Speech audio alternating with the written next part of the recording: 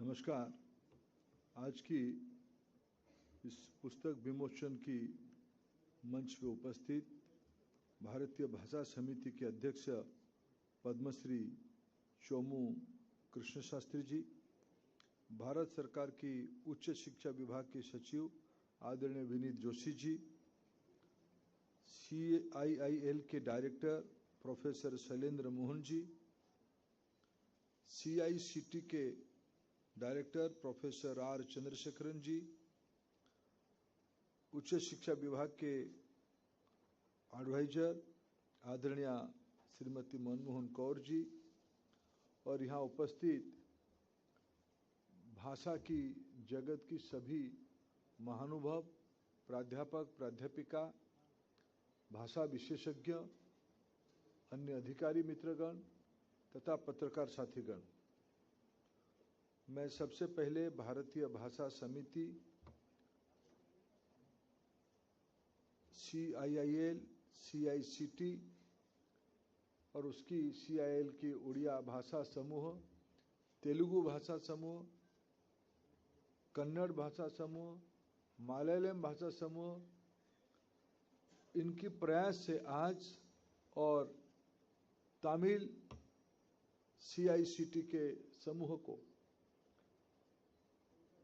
मैं सबसे पहले बधाई देता हूं, उनको शुभेच्छा देता हूं।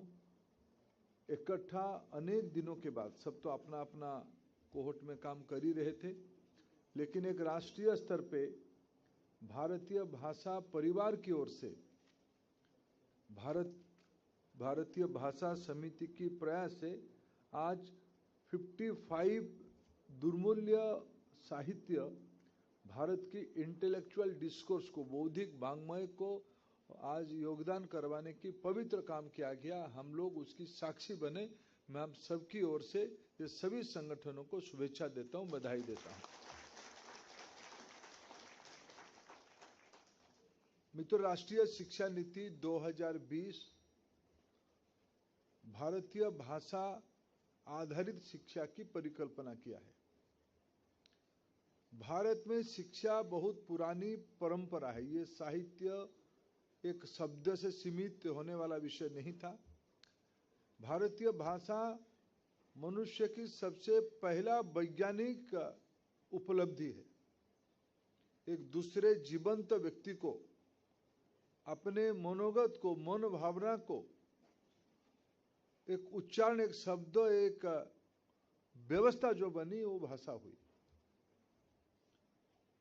और भारत में, जैसे आदरणीय शास्त्री जी ने कहा कि भारत की सभी भारतीय बहुभाषी है। कम से कम भारत में कहा जाता है 1000 से ज्यादा भाषा है। सबकी अपनी अपनी अस्मिता है, सबकी अपनी अपनी आइडेंटिटी है, परिचय है और उसकी स्वाभिमान है। अंग्रेजों ने डिवाइड एंड रूल नीति के तहत, मैकॉले योजना के तहत भारत में भाषा को बाधक बनाया, लेकिन हमारी सभ्यता यह प्रमाणित करती है भाषा योजक रही है, जोड़ने वाला रही है। भाषा कभी विभाजन करने वाला नहीं है। भारत में 4 कोसों में पानी की रूप बदलता है, स्वाद बदल जाता है। एक एक कोस में भाषा की प्रारूप बदलता है। सभी भाषा की अपने अपनी मधुरता है, कोमलता है, संवेदनशीलता है। भाषा एक इटर्नल चीज है, ये मटेरियल चीज नहीं है। अक्षर, शब्द, उच्चारण से सीमित नहीं है। एक ही शब्द का अनेक भावार्थ निकलता है। उच्चारण से भावार्थ बदल जाता है। ये सब भारतीय भाषा में समाहित है। प्रधानमंत्री नरेंद्र मोदी जी कहते हैं भारत की सभी भाषा राष्ट्रीय भाषा है। हम आजादी के 78-69 साल पार कर चुके हैं। 20-21 साल के बाद हम आजादी की शताब्दी बनाएंगे। मैं देशवासियों की ओर से, विशेष करके शिक्षा जगत की ओर से प्रधानमंत्री जी का आभार प्रकट करूंगा। कल उन्होंने स्वयं एक स्तंभ लिखा है, एक ओपेड लिखा है, जिस ओपेड ने सिर्फ एक ऐतिहासिक तथ्य को याद नहीं दिलाया, उन्होंने 1026 को याद किया। हम 2026 में हैं। उन्होंने 1026 जिस साल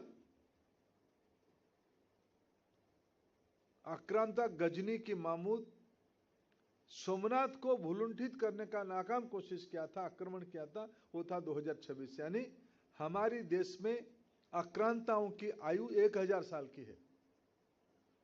उस 1000 साल में भारत की मूल सभ्यता में अनेक चोट आई है, अनेक भाषा को विलुप्त करने का कोशिश किया गया है, लड़वाने का कोशिश किया गया है, लेकिन भारतीय भाषा परिवार बरकरार है। और अभी तो सरकार की प्राथमिकता में भारतीय भाषा है। हमारे पास 6 क्लासिकल लैंग्वेज होती थी, संस्कृत, तमिल, तेलुगु, मलयालम, कन्नड़ और उड़िया। बीते साल सरकार ने और 5 भाषाओं को सांस्कृतिक भाषा, क्लासिकल लैंग्वेज का मान्यता दिया है। मराठी, बंगाली, ओहमिया और 2 प्राचीन भाषा पाली और प्राकृत।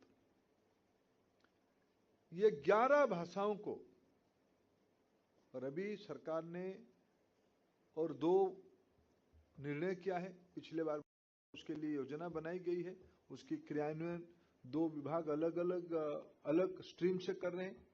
शिक्षा विभाग भारतीय भाषा परियोजना की कल्पना किया है, भारतीय भाषा पुस्तक परियोजना की, जिसमें भारत की 22 शेड्यूल लैंग्वेज में 1000 किताब, टेक्स्ट बुक और रेफरल बुक दोनों 22 भाषा में अनुवाद होगा। स्वाभाविक उसमें टेक्नोलॉजी की बहुत बड़ी भूमिका आएगी। टेक्नोलॉजी सहजता बढ़ाई रही है आज के दिनों में।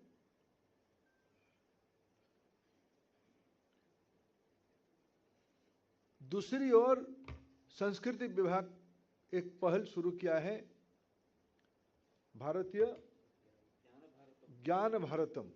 जितने सारे पुराने साहित्य है, तालपत्री में है, दीवारों में है, लोक कथा में है, पुराने प्रिंटेड फॉर्म पे है, पेपर में भी, ये सारे को आज के दिनों में टेक्नोलॉजी को यूज करते हुए आज की पीढ़ी के सामने रखे। और उसको मैंने अभी आदरणीय विनीत जी को एक किताब दिखा रहा था जो उड़िया सेंटर ने प्रकाशित किया। अगर कोई भी भारत के कोई भी धार्मिक स्थान पे जाओगे, कोई भी व्यक्ति जाएगा, वो अपना पूर्वजों को वहां ढूंढेगा तो उनको मिलेंगे, एक नोट पे, एक पोथी पे, एक उसको पंजिका कहते हैं। माननीय प्रधानमंत्री जब पुरी गए थे 2013 में, वहाँ की जो उनकी पंडे हैं, उनकी गुजरात की जो पंडे हैं, उनको आके दिखाए कि सर आपकी 3, 4, 5 पीढ़ी की ये नाम है और ये अब इस स्थिति में आए थे। महात्मा गांधी जी का पूरी मंदिर गए थे, मोदी जी को दिखाया गया। तब माननीय प्रधानमंत्री जी ने कहा था कभी अवसर मिलेगा हम उसको डिजिटल करेंगे, उसकी पैटर्न एनालिसिस करेंगे, एआई को टूल उसको उसमें करेंगे। क्यों गए थे, कैसा गए थे, कब कब गए थे, क्या क्या करके आए, कुछ तो विवरण मिलेगा। इस मादला पांजी में मैं सुनील जी को दिखा रहा था, पूरी मंदिर की बहाने पे माध्यम से उड़िया संस्कृति जीवन की उसमें उल्लेख है। हमने अभी तिरुकरुल को हमने अभी अनुवाद किया CICTC ने। ये तत्व कितने पुराने तमिलनाडु में तमिल भाषा में लिखा गया, लेकिन लिखा तो गया भारतीय लोगों के लिए, मनुष्यता, भारतीय लोगों को सीमित हो जाएगा, मनुष्यता के लिए लिखा गया। ये सारा चीजों को अभिव्यक्ति का माध्यम भाषा है, भारतीय भाषा है। भारत सरकार उसको आगे ले जाने के लिए प्रतिबद्ध है। बजट की कोई कमी नहीं है, फ्रेमवर्क हम बना ही रहे हैं। संस्कृत भारत की प्राचीन भाषाओं में है। कभी कभी आलोचना हो जाता है, कुछ राजनीतिक उद्देश्य से प्रेरित लोग कहते हैं कि संस्कृत में उतना क्यों खर्चा हो रहा है, अन्य भाषाओं में क्यों नहीं हो रहा है। सभी भाषाओं में प्राथमिकता से भारत सरकार, राज्य सरकार में अनेक राज्य सरकारों को इस बहाने पे बधाई देता हूं, अनेक स्वयंसेवी संगठनों को बधाई देता हूं। इन दिनों में बहुत सारे युवा टेक्नोक्रेट्स को बधाई देता हूं। उन्होंने टेक्नोलॉजी को यूज करते हुए भाषा को सामान्य जन तक सहजता से पहुंचा के एक भाषा सौहार्दता प्रकट हो रहा है। मैं फिर एक बार इस पहल को आने वाले दिनों में 11 क्लासिकल लैंग्वेज को, संस्कृत के अंदर बहुत काम हो ही रहा है, उसको और लेयर्स पे ले जाना पड़ेगा। सिर्फ उसको भाषा ज्ञान तक नहीं, व्याकरण तक नहीं, हमारी प्राचीन साहित्यों में, अभी मैं कोई लेख पढ़ रहा था, बहुत सारे नोबेल लॉरिएट अपने काम की खोज में जब विज्ञान की अंतिम छोर तक पहुंचते हैं, अभी क्वांटम खूब जोर से चर्चा हो रहा है, क्वांटम की जो तत्व है ये अंततोगत्वा वैज्ञानिक कहना शुरू किए हैं कि वेद का ही कुछ अंश ही है। ये कहने से नहीं होगा, इसको प्रमाण करना पड़ेगा, उसको कोरिलेशन डेवलप करना पड़ेगा, उसको तथ्य को सामने लाना पड़ेगा। ये सब आप लोगों की काम है। सिर्फ आप एक भाषा की अध्यापक अध्यापिका नहीं, उस भाषा में जो विज्ञान के बारे में उल्लेख है। अब तमिलनाडु जाओ, तमिलनाडु में कोई गांव नहीं है जहां हजारों साल पहले एक पुराना मंदिर नहीं है।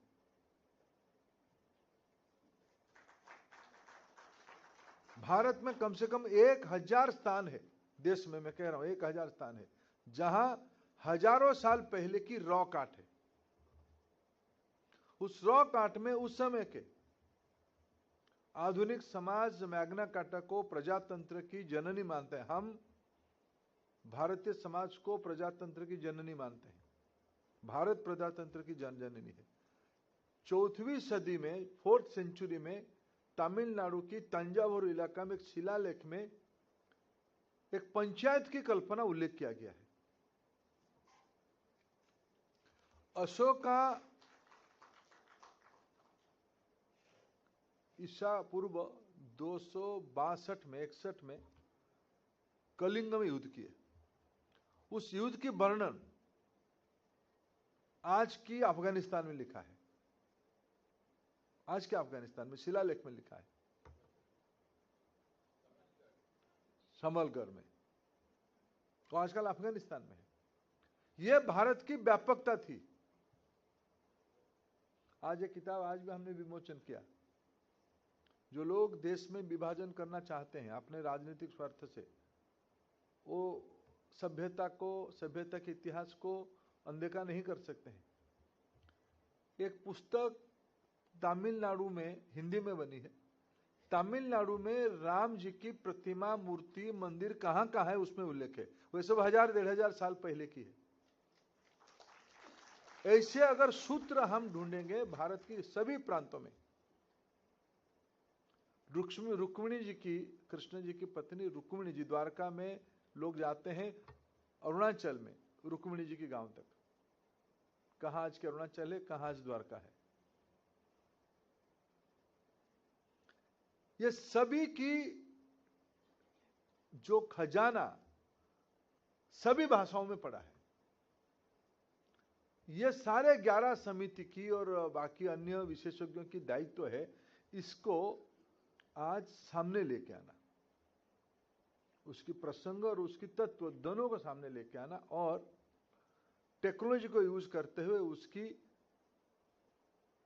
और स्पष्टता बढ़ाना और लोकप्रिय करना, आज इसी समूह का ये उद्देश्य है। मैं आप सबको फिर एक बार बधाई देता हूं इस मनोज्ञ कार्यक्रम में हिस्सा लेने के लिए। शिक्षा नीति को क्रियान्वयन करने में आप लोग सभी सहभागी हुए, साक्षी हुए। मैं फिर आपको आभार प्रकट करता हूं। धन्यवाद।